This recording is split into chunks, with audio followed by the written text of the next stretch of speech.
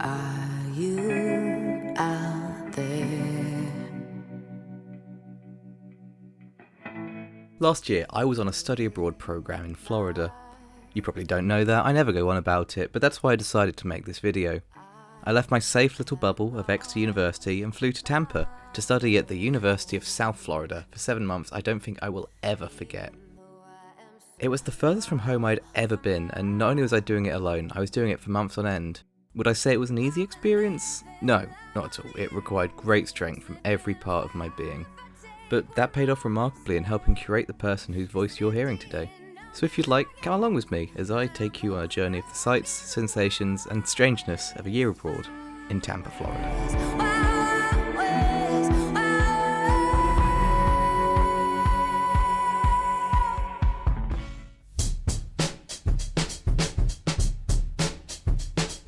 On the 10th of August, I grabbed my flight to Tampa, flying out from Gatwick Airport.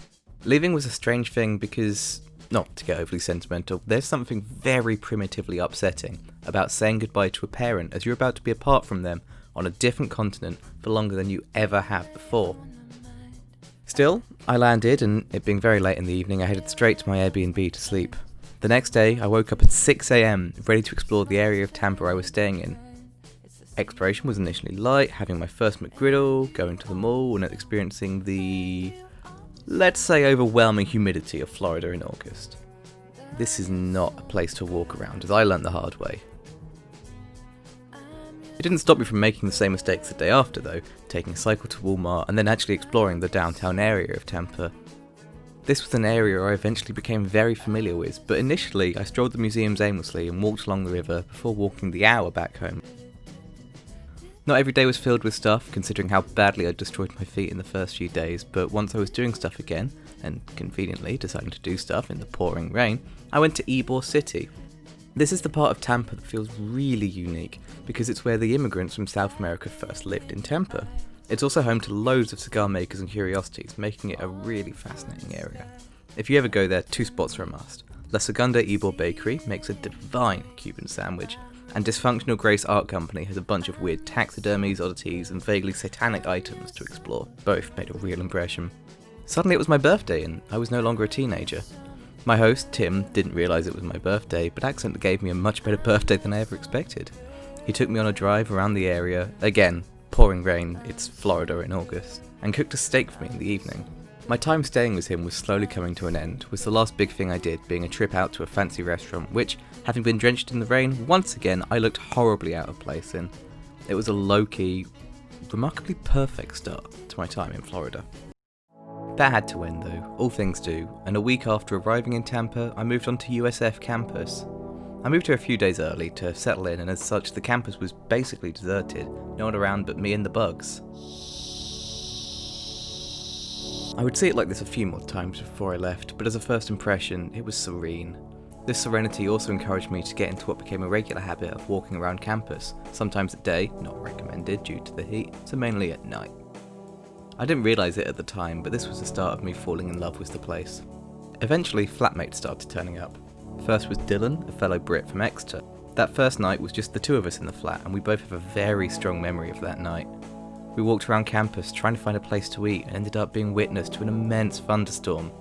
We were spared from the rain, but there were incredible views of lightning crashing down in front of us. The other flatmates arrived not long after, them being Axel from France and Mason from Orlando, both of whom were thankfully as lovely as Dylan. We also picked up an Aussie, also called Dylan. He didn't live with us, but he might as well have, and we were very happy to have him. No time to make friends though, as suddenly, without even a freshers week to feel hungover for most of, classes started. With classes also came sports, and it's this aspect especially that people seem to refer to when they say everything in America is bigger. USF is a pretty big university, but it is still just a university. That's why it was so shocking when we found out that their American football games were played in the stadium that Tampa's team, the Buccaneers, play in. With lightning once again on the horizon and a tropical rainstorm over us, it was another unforgettable evening, and a strong start to my time in Tampa.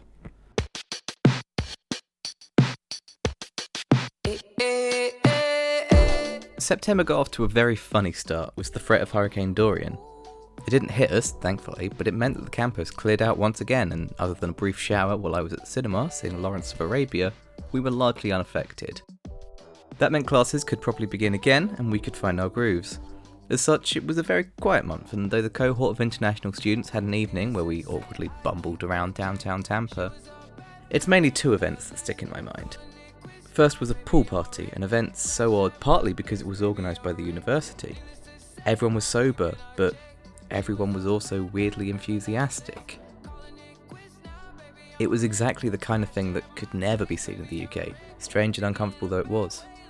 The second event was one that became instantly dated seconds after it started, a party themed around the Area 51 raid. Yeah, remember that? It was... tragic is the only word I would use, though Axel referred to it as incredibly embarrassing and shockingly disappointing. In this crucible of badness, our friendship as a group was forged.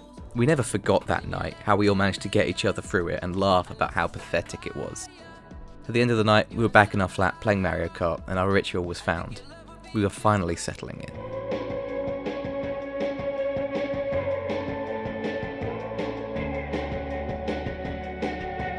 I think in the heads of many of us, October was meant to be the month that we really started to get into the good stuff.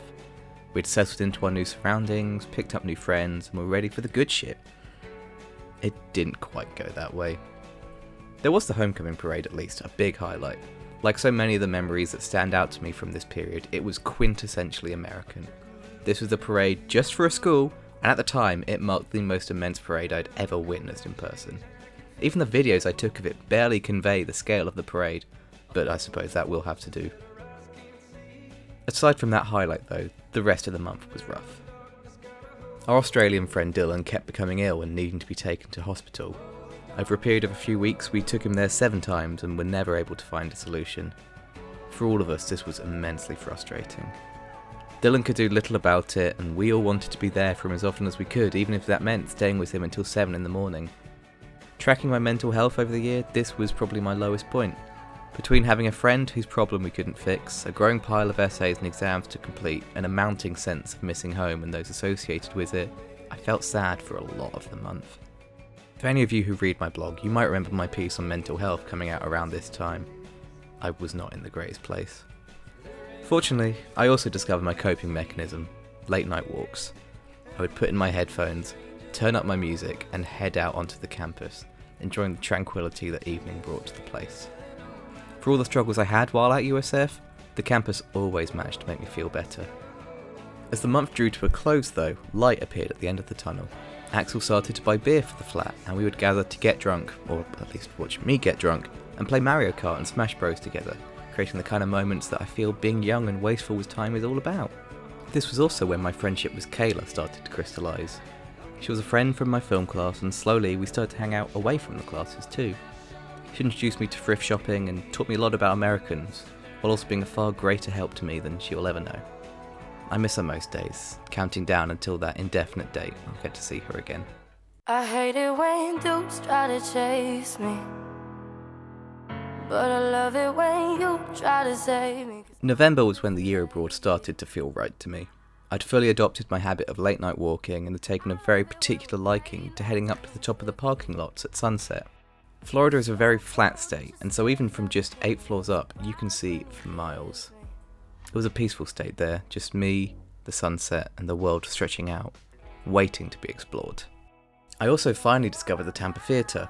It is by far the nicest cinema I've ever been in, a historic venue from the 20s which has the most gorgeous decor. It didn't hurt that the 2 films I saw there were Parasite by myself and Miami Connection with the gang. Parasite is a film whose quality speaks for itself, but Miami Connection, shared in a cinema for the first time, was incredibly special. The Tampa Theatre will always have that memory, and it deserves it. As Americans know though, November is also the month of Thanksgiving, and thanks to an invite from Anthony, a guy from one of my classes, I found myself at an actual Thanksgiving. Another very special day for me. His family lived in a beautiful house that made me feel exceptionally welcome and treated me like one of their own. They invited me to play table tennis, poker, or just go on an evening walk with them. In short, they made a lost little British boy feel very welcome, and Anthony, if you're watching this, thank you to you and your family for your warmth and generosity. I won't forget you.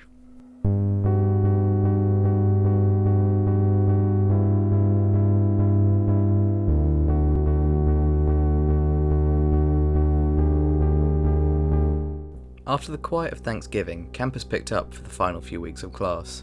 It's where everything felt very communal because everyone was struggling with final exams together, creating a sense of unity that is only possible from an in-person uni experience. People I'd never really spoken to in class before reached out to do essays and talk about Henry Cavill together. It was also the time when I had the bright idea of staying up to watch the sunrise, which I did with the Dylans. We all gathered for some mandatory photos on the balls, and then wandered around campus in the middle of the night, talking about the biggest things and the very smallest. British Dylan threw in the towel earlier than Aussie Dylan and I, but he'd said something very sage before he did. He referred to America, or at least the America we were experiencing, as isolation, loneliness and concrete. That thought stuck with me as the sun rose, sweetening the beauty of what anyone who has seen it already knows is a tremendously beautiful event. Suddenly, it was the last week of term. Australian Dylan was only studying abroad for one term, and so we had to prepare to say goodbye, which we did by driving too far for a beach we barely stayed at and going to Busch Gardens, a nice enough theme park that only one of us actually went on the rides at. Dylan also insisted on dressing up like Spider-Man in public. Dylan, we will never forgive you for the embarrassment, but we'll also never forget you because of it. And like that, term 1 was over. That did mark the end of December for me though. Instead of going home for Christmas, I embarked on my own American odyssey.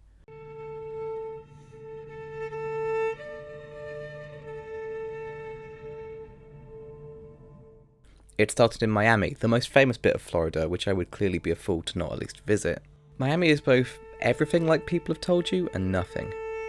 I stayed near Wynwood, an arty area of the city, which is in the middle of an intense burst of gentrification, a complete different feeling area to South Beach, which both feel completely different to downtown Miami. I could never live in this city, but to visit for a few days, it is fascinating. Despite it being December, it was also very hot the entire time I was there, and sitting on Miami Beach, enjoying the sun, you understand the appeal of Florida. Weirdly, my highlight of Miami ended up being the other guests in my hostel. They were all wonderful to chat to, and we spent many an evening sitting in the sheltered area outside, drinking beers and chatting. Fabrice, Colin, Hamza and Albert, it was you guys that cemented Miami as a special place for me.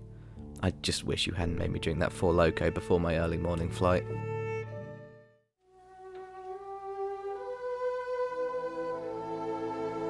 Said flight was for San Francisco.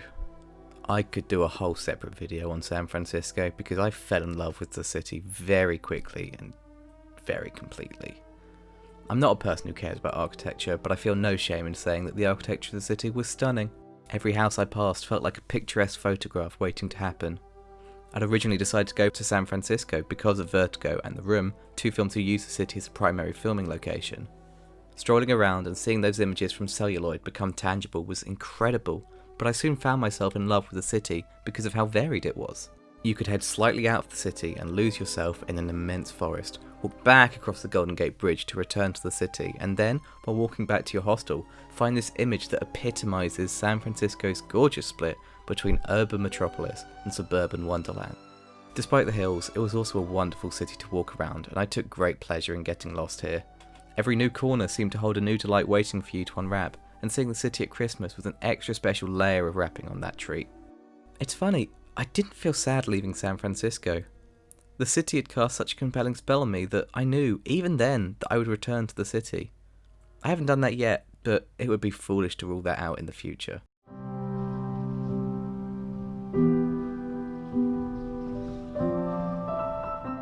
Sacramento was my next stop, another city I was drawn to because of cinema, this time Greta Gerwig's film Lady Bird.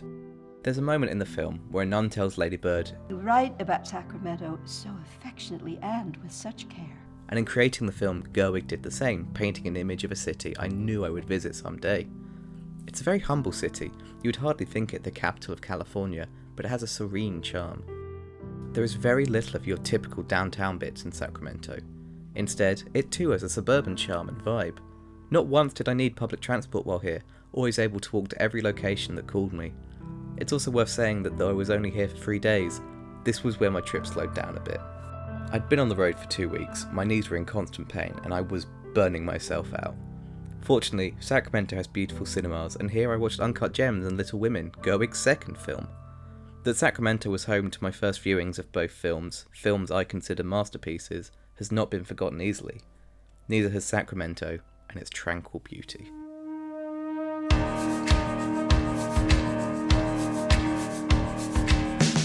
took a coach from here to Los Angeles. Some would tell you that a 9-hour coach trip is no way to travel, but the sights I saw along the way would argue otherwise.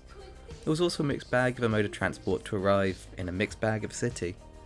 I stayed in a hostel on Hollywood Boulevard and found the blatant mix of poverty and opulence very stark.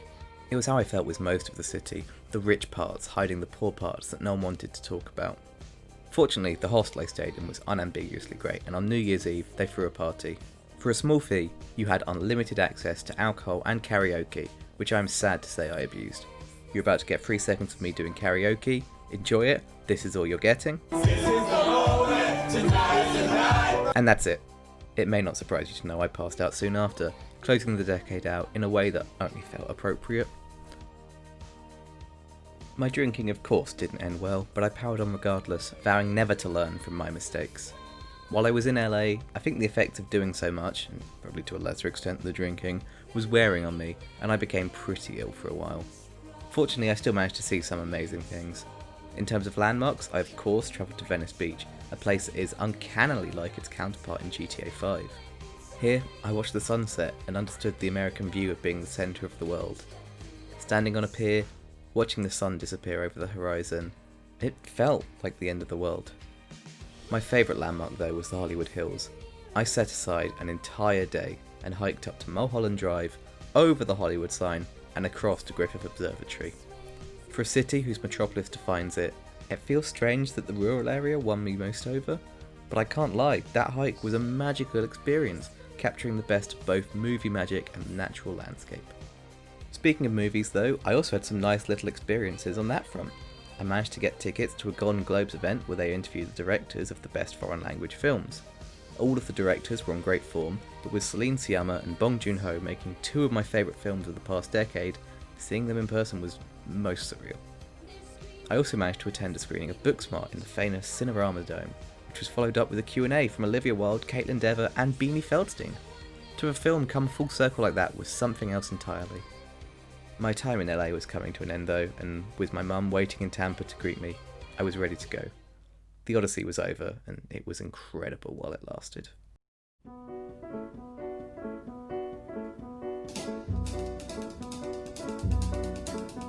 Returning to USF felt great. Having been away from it for so long in places even less familiar, returning felt like home. I got to briefly show my mum around campus before suddenly back into the grind I went. Fortunately, January brought one of Tampa's most iconic events, Gasparilla. This is a pirate-themed parade in which beads get chucked at you and everyone has the excuse to day drink. It was, again, pretty incredible. If I'd never seen anything like the homecoming parade at USF, this was a whole other ballpark.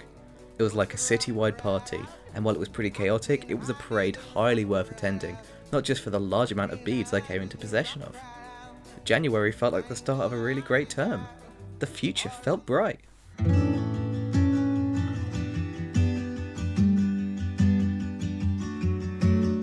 I didn't realise it at the time, but February was my last truly great month.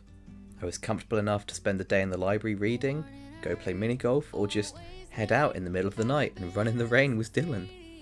Returning to our grand theme of very American things, this also marked the month I visited the Florida State Fair. We have fairs in the UK, but nothing as large as this. I could have sworn that the fair was bigger than many cities, and with the sale of Trump hats, fried Snickers bars, and fried Oreos, it was almost as dangerous. That sounds like a joke, but honestly, while waiting for a friend to get on a ride, I was almost hit by a phone flying out of the pocket of some poor rider. This was not a land for the weak of heart or mind. More significant in February though, a marching band randomly played outside our food hall. No, okay, there was a thing more significant even than that. My friend Andy came to stay with me. Andy is one of my oldest friends, and he flew all the way from England to spend 10 days with me. Those might have been the greatest 10 days of my entire year abroad. Some of it was spent doing what I'd usually do, but with my guy by my side, walking around campus, eating amazing food, and getting pictures next to giant metal balls. Most of it though was spent doing things I wish I'd done before. Things like taking a canoe down a river full of alligators, like going downtown and just spending an hour sitting next to the water, like visiting the botanical gardens. One thing I'd already done, but re-experienced with Andy, was Miami. He was desperate to see it, and I was happy to oblige him. We met some unforgettable figures, none more so than the statues at the Wild Erotic Art Museum, which I cannot show you many pictures from for fear of having my video flagged, and the gators we saw on our airboat trip through the Everglades. Most importantly though, we met those figures together.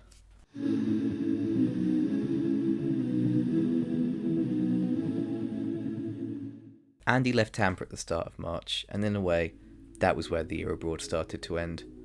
During Andy's stay, news came out that the first recorded case of COVID-19 had been diagnosed in our county, and then you know the rest. March was supposed to be the month of spring break, but come that fabled week, USF told us the classes would be moving online for the next few weeks. A week later, a few weeks became the rest of term. I no longer had any reason to stay in Tampa. There was a genuine fear that if I didn't leave in time, I might not be allowed back into the UK. In the meantime, I was doing my best to enjoy this newfound free time. I had finally had a proper beach day, went to a gun range, and of course, walked the deserted campus at night. I've mentioned throughout this video that I saw the campus deserted many times, and this was probably the most deserted of all. With all of the world seeming like it was about to end, I finally relented. I bought my plane tickets back home. Before leaving, I took one last walk up to the tallest parking lot on campus to watch the sun go down. Nothing could ever quite beat sunsets in Florida. With the help of Kayla, I packed up my things, flew from Tampa to Miami Airport, and awed at how deserted it was. I wrote about this experience for my uni paper if you want to read more, but it's safe to say you have never seen an airport like I saw Miami International Airport. An airport undergoing construction in the middle of the night would struggle to be so quiet. In that quiet though, I was able to sit and come to terms with my situation. The 4-hour stopover helped me with that, and then I boarded my flight, back 2 months early to England. The American dream was over.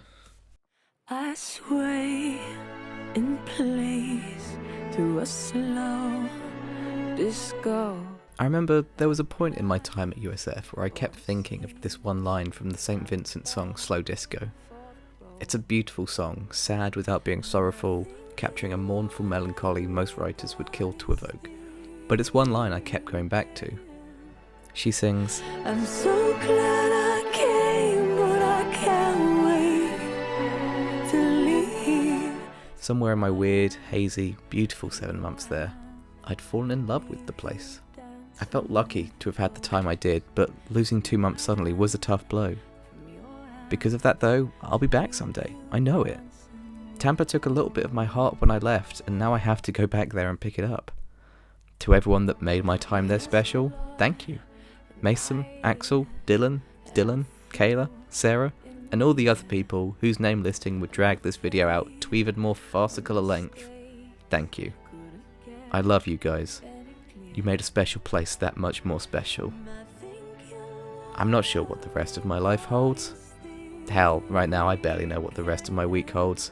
I think I'll probably remain here, in my quiet little world, just getting along until Exeter University maybe reopens. All I know for sure is that the 7 months I spent in Florida changed my life.